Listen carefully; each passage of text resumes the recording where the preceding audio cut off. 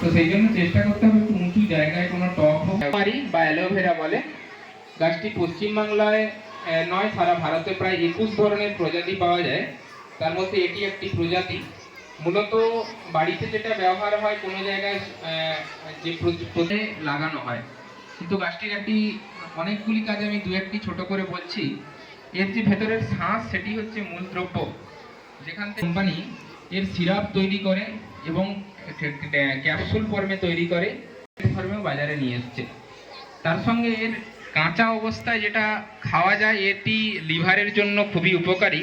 তাই একে কাঁচা অবস্থাতে আছে বা কারো ঠান্ডা লেগেছে, জ্বর হচ্ছে, তার সেই অবস্থায় এই গাছটি তাকে ব্যবহার করা যায় না বা খাওয়ানো যায়। বা এই পাতা আমরা সরাসরি মাথায় চুলের জন্য ব্যবহার করা হয়। মূলত ব্যবহার করা হয় এই গাছটি এখন লাগালে 6 মাস পর এটি ব্যবহার করা যায়। ঘৃতকুমারী মোটামুটি 6 মাস পরে ব্যবহার করা যায়। শ্বাস পাতাটা মোটা হয়ে গেলে, বড় হয়ে গেলে, ভৃঙ্গরা